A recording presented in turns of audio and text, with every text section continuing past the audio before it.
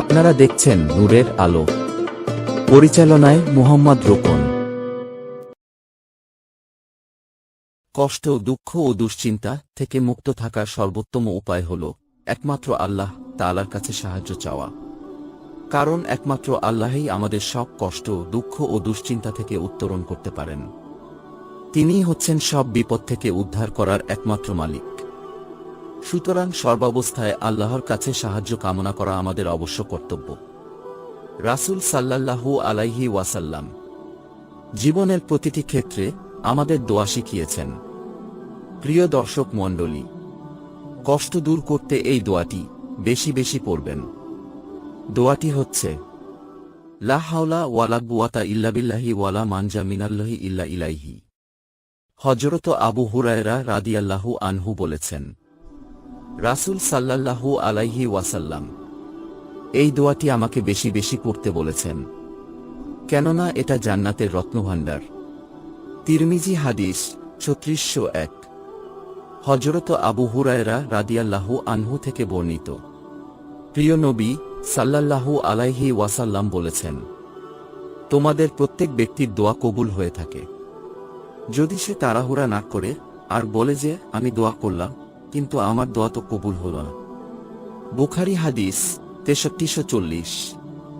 হাদিসে এসেছে, হযরত জাবির রাদিয়াল্লাহু আনহু বলেন, আমি রাসূল সাল্লাল্লাহু আলাইহি ওয়াসাল্লামকে বলতে শুনেছি, কোনো ব্যক্তি আল্লাহর কাছে কোনো কিছু প্রার্থনা করলে আল্লাহ তাআলা তাকে তা দান করেন অথবা তদানুযায়ী তার থেকে কোনো অমঙ্গল প্রতিহত করেন, যতক্ষণ না সে কোনো পাপাচারে লিপ্ত হয় বা আত্মীয়তার সম্পর্ক ছিন্ন করার জন্য দোয়া করে।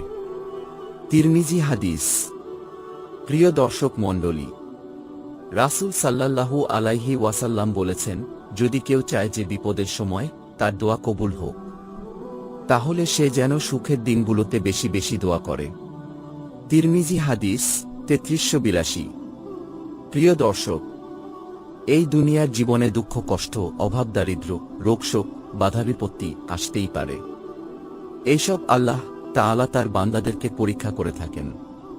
তাই আমরা এক আল্লাহ তাআলার উপর ভরসা রাখব, হালাল খাব, সৎ পথে চলব, মিথ্যা বলব না, অন্যায় ও জুলুম করব না।